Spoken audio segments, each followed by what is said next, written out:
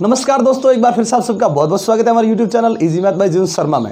दोस्तों आज का अपना जो चैप्टर है वो शंकु के क्षेत्रफल एवं आयतन से संबंधित है। यानी इससे जो हम पहली वीडियो लेकर आए थे उसमें बेलन से संबंधित सूत्र पढ़े थे, उससे भी जो पहली वीडियो थी उसमें घन और घनाभ के लिए जिक्र किया था दोस्तों।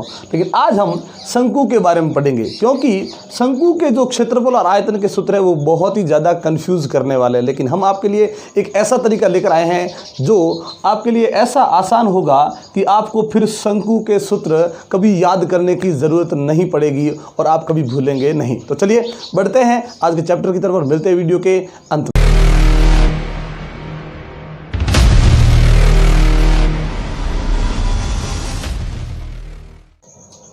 जैसा कि आपको यहाँ नज़र आ रहा है, हमने बेलन का भी यहाँ पे चित्र बनाया है और फिर हमने शंकु बनाया है।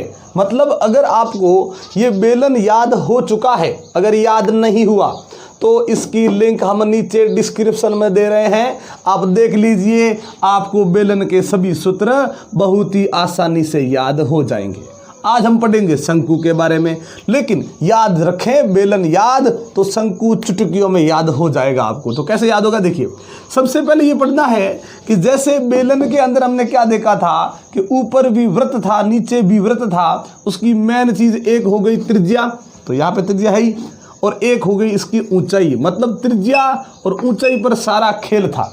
सारे सूत्र बने थे वो त्रिज्या और इस ऊंचाई पर ही बने थे। लेकिन अब देखिए, अब इस शंकु में बनाएंगे, इसमें ऐसा मैन क्या होता है वो देखेंगे। तो नीचे की तरफ हम देख सकते हैं इसमें वृत्त हो सकता है, क्योंकि शंकु होता क्या है। तो देखिए जो इसमें हम आइसक्रीम के लिए एक शंकु आता है कोण, वो इस शंकु के आकार का होता है।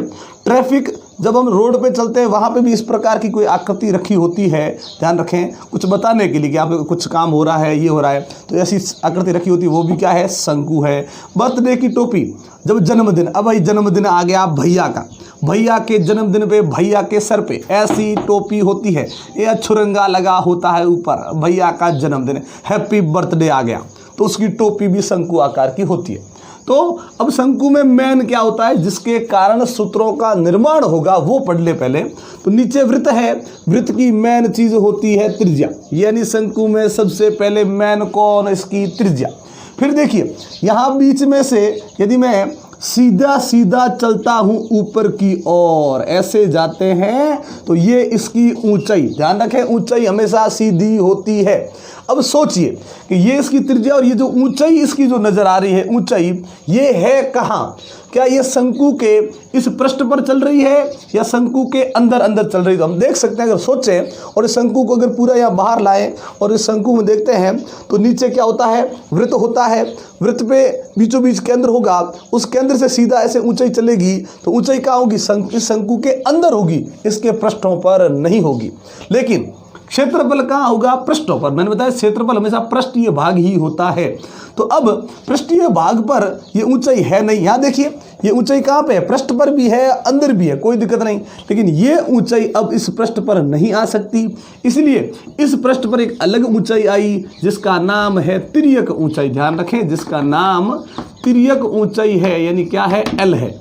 ठीक है, अब देखिए ये हो गई आर, ये हो गई एच और ये हो गई एल। इसके अंदर क्या था, वृत्त थे तो त्रिज्या हो गई, फिर क्या थी, ऊंचाई, और कुछ भी नहीं था। इसमें एक नई चीज आई वो है एल, यानी तिर्यक ऊंचाई। अब हमें करना क्या है, सबसे पहले देखिए अगर हम इस शंकु में देखें, नीचे वाला भाग मान लो खुला है। अब नीचे वाला भाग खुला है, पूरा बंद नहीं, पूरा बंद होता तो संपूर्ण पृष्ठीय क्षेत्रफल करते, पूरा बंद नहीं, केवल ये पास वाला हमें पृष्ठीय भाग करना है। इसे हम बोलेंगे शंकु का, इसे पार्श्व पृष्ठीय भी कहते हैं। लेकिन पार्श्व पृष्ठीय यदि गोल हो, इस प्रकार से वृत्त की तरह वक्रीय हो, तो उसे वक्र पृष्ठीय क्षेत्रफल भी कहते हैं। अब ध्यान रखें, ये जो हम क्षेत्रफल का सूत्र बना रहे हैं इसको ध्यान से देखिएगा, क्योंकि इसी में एक नया तरीका आ रहा है जो पहले कहीं नहीं था, किसी भी आकृति में नहीं था, वो इसमें है, ध्यान रखें। चलिए हमें क्या पूछा, हमें पूछा यहाँ पे क्षेत्रफल। जब भी आपको क्षेत्रफल पूछा जाता है, हमने आपको ये बताया कि दो भुजाओं का गुणा करें। ठीक है, हमें क्या करना है, दो भुजाओं का गुणा।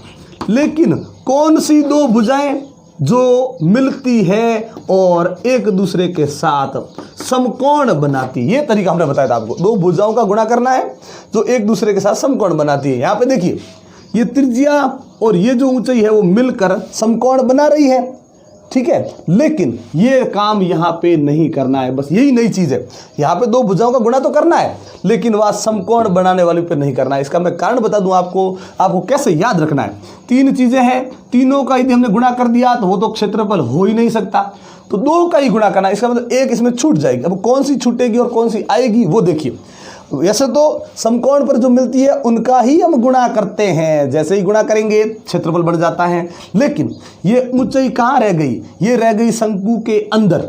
क्षेत्रफल कहाँ होता है, पृष्ठों पर, तो हमें वही चीज़ लेनी है जो पृष्ठों पर है। तो एक तो ले लेंगे त्रिज्या, क्योंकि जैसे ही नीचे हम बंद करेंगे तो वो भी किस पर आ जाएगी, पृष्ठ पर आ जाएगी, इसलिए क्या ले लेंगे, त्रिज्या। इन दोनों में से कोई एक लेनी है तो हम क्या लेंगे, एल, क्योंकि एल क्या है, तिर्यक ऊंचाई और जो कहाँ है, पृष्ठ पर है। ध्यान रखें, पृष्ठों का हमें जरूर ध्यान रखना है। क्षेत्रफल मतलब कौन, इसका पृष्ठ। तो ऊंचाई कहाँ रह गई, अंदर, मतलब शंकु में जो अंदर वाला भाग, किसी भी आकृति में हो, अंदर वाले भाग को आयतन कहते हैं।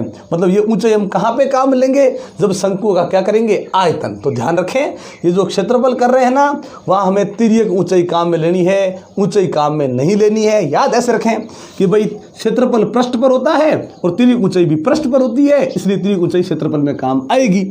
आयतन अंदर होता है, ऊंचाई भी अंदर होती है, इसलिए आयतन को या आयतन के सूत्र में ऊंचाई को हम काम में लेंगे। बस ये से याद रखना है। चलिए दो भुजाओं का गुणा कर लें।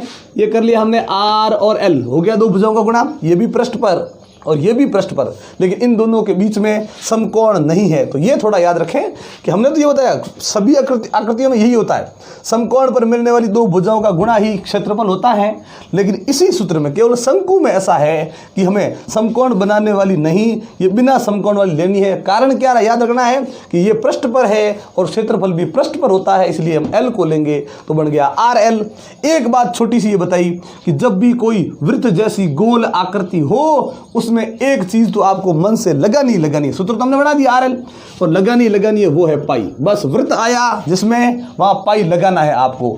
इसमें भी लगाया था, बेलन में भी, क्योंकि पाई ऐसे लगाएंगे क्योंकि ये देखिए गोल है, तो इसके सूत्र में भी क्या लगाया था, पाई।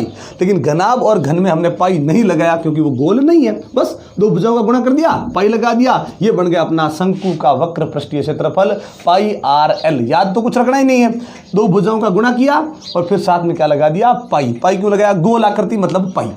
चलिए आगे, अब है शंकु का संपूर्ण पृष्ठीय क्षेत्रफल।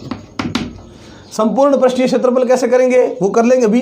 अगर ऐसा पूछ लिया जाए, शंकु के आधार का क्षेत्रफल, अब देखिए क्या होगा, शंकु का जो आधार है उसका क्षेत्रफल। यदि हम इस शंकु को नीचे की तरफ से देखते हैं तो क्या दिखेगा हमें, वृत्त, और वही वृत्त इसका क्या है, आधार।